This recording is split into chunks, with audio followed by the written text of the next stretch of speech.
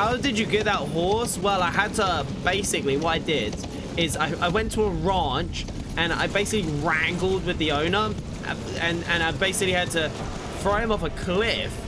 And then once I did that, I grabbed the horse and I forced it to be mine by doing a ritual with the local Godfrey soldiers. And then after I did said ritual, I had to donate 50 lambs to the local black knife.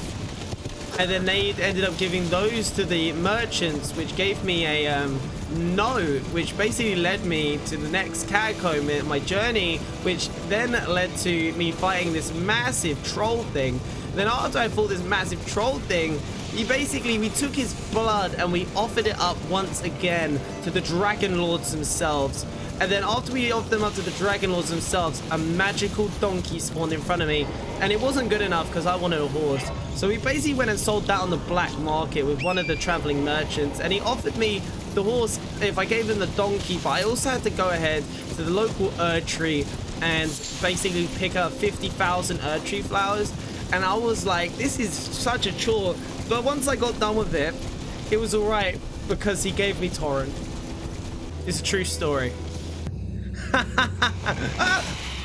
Just like last time.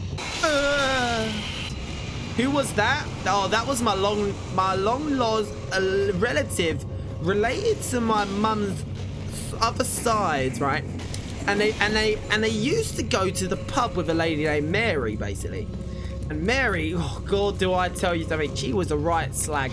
So she was always hanging around with all these lovely, lovely ladies. But little did I know, she was actually taking stuff from their pockets.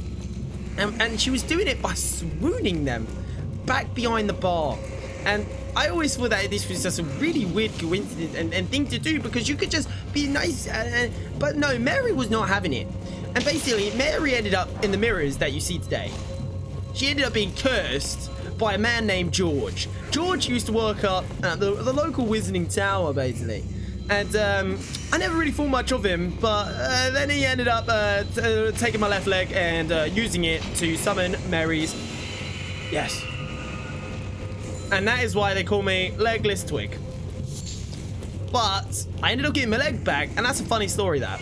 So basically, what ended up going on was I was fighting a dragon one day with my stub. And before I knew it, the dragon ate me, and it was absolutely mental, because after he ate me, when he shat me out, I had a leg. It was absolutely fantastic.